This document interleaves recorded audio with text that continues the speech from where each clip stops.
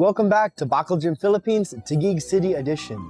Today I want to share with you a story about food and my personal relationship with food. But we'll also be doing a workout. We'll be doing shoulders and triceps. Come join me.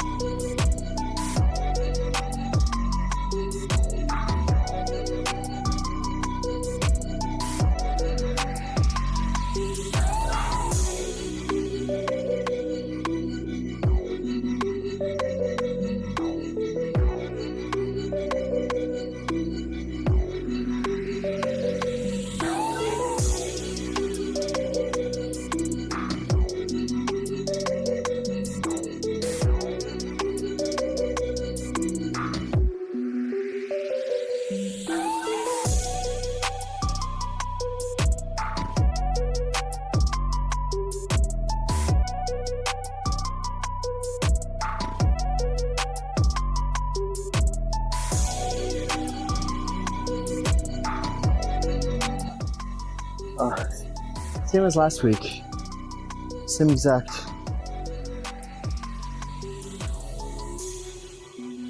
Okay, I'm very happy with that. That's good.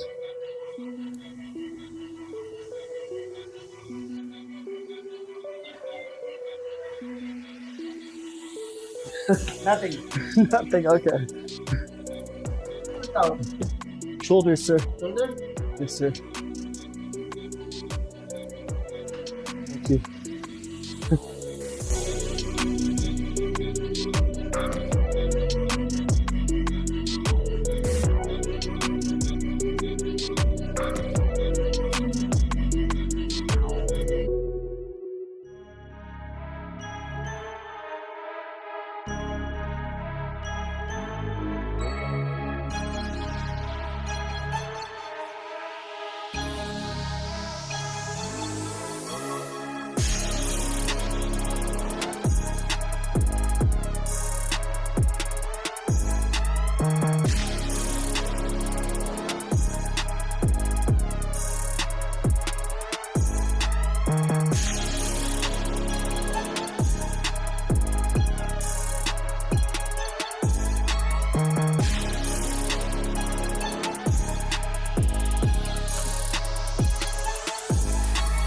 Well, that would have been a PR, but I hit that earlier this week on my third set, so I was trying to do it on my second set.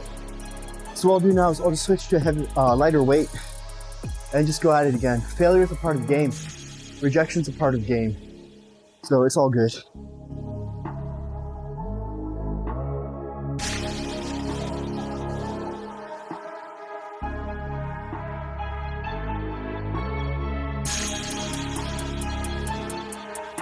Oh, yeah, that's pretty heavy.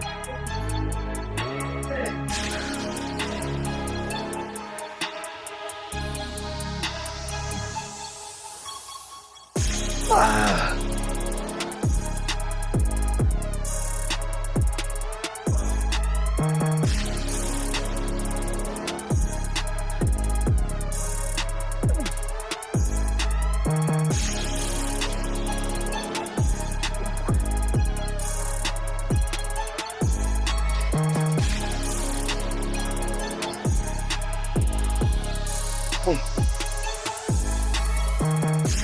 All right, we're gonna drop. We're gonna drop before we drop.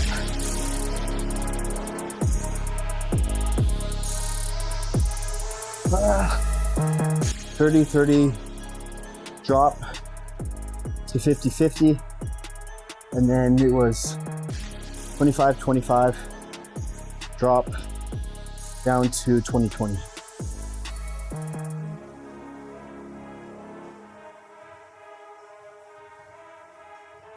All right, two more. So today I wanted to share 3 stories about food. And the first story is growing up. I have 9 siblings, but For my parents, providing for us wasn't easy because us boys like to eat a lot, constantly eating bread, constantly drinking milk. My father's daily run from work would be about 1 to 2 gallons of milk a day just to keep us fed. And on Sunday, we would get milk from local friends who are farmers. Well, one day finances were really tight and we were really strained. There was barely any food left in the house. Most of the food was canned, but it wasn't very good. It was things that we didn't want to eat. And Mama sent us all outside to play. And while we were out in the yard, a nightmare situation happened. A white van pulled up and a man walked around the side of the van and said, "Hey kids, come over here. I got some things for you." Now, you might know from the movies or if you're raised in America, you know that white vans spell trouble. So we ran inside as fast as we could. We told Mama, "Mama, this guy is in a white van and he's telling us to come. He has things for us." But Mama is very fearless. So Mama walked right out the door, right up to the man and said, "What do you want?" And the man said, "I'm a local baker. The bakery doesn't want all these baked goods that I have, but the thing is, they've already paid for it. And I went to the food pantry, and the food pantry is completely full. But I know that your kids play outside, and I know that your kids play well. And I just wanted to see if you needed some bread." So he opened up the back door of his van, and there was so much bread. It took us 6 boys multiple trips back and forth the front yard just to get all of the bread out. We went from having nothing on the counters to the counters being this high full of bread, so high that we couldn't see any counters. It was difficult to put the dirty dishes on the counter because it was completely full. And the table, our big dining room table, was completely full of food. In the morning, we had nothing. But in the evening, God had provided for us so much that when we gave it away to friends and family and the church, there was still so much bread it got moldy. So the first thing I want to share with you about food is God always provides. Sometimes at the last moment, when it seems like there's nothing, God always provides.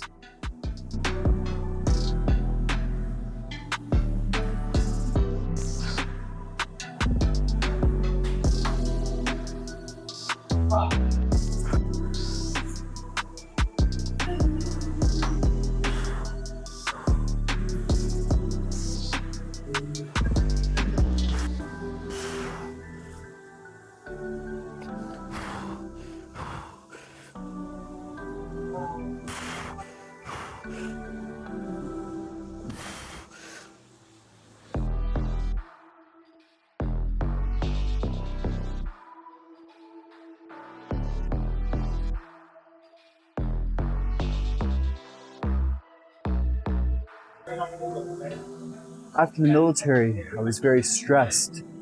And rather than doing things that I'd been taught in the military, such as working out and eating clean, I chose to indulge in whatever I liked. This included Little Debbie snack cakes, donuts, yes donuts, and lots of soda. And as a result, I ballooned up from 150 pounds all the way up to 220 pounds. One morning, I looked in the mirror and I couldn't recognize myself. Along with that, I was dealing with a lot of trauma, some of which was payback for what I'd done earlier in my life. Because what goes around comes around, or like the Bible says, the seeds you plant early, they will grow later. So as a result of this, I hated myself. And I started cutting, and I cut open my thighs. And at the same time, whenever I would eat something nice like pizza or dessert, I would go off into the bathroom and put my fingers in the back of my throat and throw up. So I was eating, but everything was out of control. My hatred for myself, my diet, it was all gone wrong. And then one day, my aunt brought me to these women that knew and loved the Lord. And they prayed for God to show me where He was when the difficult situation happened. And I'll share this in another video, but God was right there holding on to me. And I very clearly saw it, and I can't explain it, but God was right there holding on to me. So at the early part of my life, I was full of faith because I knew God would provide. But at the middle part of my life, I was full of hatred towards these foods that are good and that are good for us to eat. But now I'm in a different stage, and I thank God for that. I have one more set left, so we're going to smash this next set, and then I'll share with you the third story about my faith and food. All right, this is the last set of the first part of shoulders. So it's just up, down, up, down, up, down, until I can't do it anymore. So the same way, 59 pounds, or that's around like 25 kg on each side. But the hardest part is the mental load, because it's just the same thing over and over again.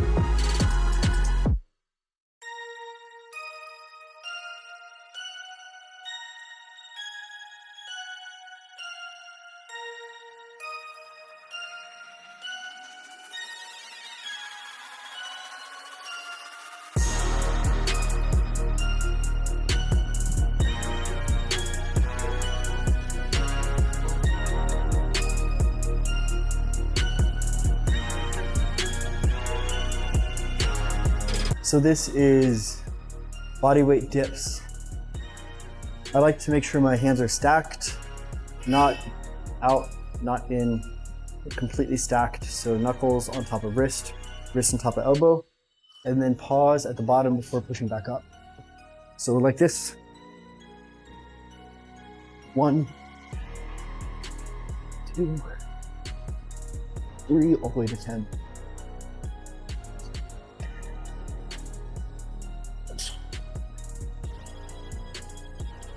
So before I moved to the Philippines, I was working in an ambulance and I had saved up some money, but once I arrived here, I used some money to get settled down, and I also had loans from the bank. So when it came time for my wife and I to get married, we chose to get married early rather than wait months as is traditional here in the Philippines. Now, when we got married, I was still deep in debt and we didn't have money to pay for the wedding. So we had to move our wedding to the end of the month so that it would coincide with my paycheck. But the day of the wedding, God provided. I had already liquidated all of my businesses in the States to pay for the move to the Philippines and part of the wedding payment. But the day of the wedding, we were charged a certain amount. And when we went through the money from our guests, our ninongs, our ninangs, and our other invited guests, it was exactly the amount needed for the wedding. Exactly the amount, like to the peso. But unfortunately, the individuals who did our wedding charged us extra. So we were charged a certain amount extra, a hidden cost that wasn't revealed to us until all of our guests had left. So my wife and I decided to change and then walk through Taguig to an ATM to pick up the money from the wedding caterers and the individuals who designed the wedding. So I say this to encourage you. The paycheck didn't come in until 1 p.m. It was around the time that our wedding ended. But at the right moment, God provided for us. In a funny turn of events, we actually had to carry the cake with us everywhere we went because our fridge wasn't working in the condo since I just got the condo for the day before the wedding. But God always provides. So if you're experiencing something difficult in your life, please pray to God. He is a good father. If you ask him for a fish, he's not going to get a scorpion on a stick in the wet market for you. Or if you ask him for some bread, he's not going to go to some organic part of the grocery store and get you some snake. Like, if you ask him for something that's good, he will give it to you. Not because you deserve it, but because he loves you. And this is my wife's and I experience with God. My wife has lived a very holy, very devoted life. I've lived exactly the opposite. So on her side, her loving father is caring for her as a daughter. But on my side, my loving father is caring for me like a prodigal son. The next time you feel discouraged, pray to your Father in heaven, and he will give you exactly what you need. Thank you again for joining me at Bakal Gym Philippines, Taguig City Edition, and thank you, maraming salamat po to Master Don Fortuna for having me here at the gym, and thank you to the staff for making every single day possible here. Until next time, I will see you at Bakal Gym Philippines. Yeah.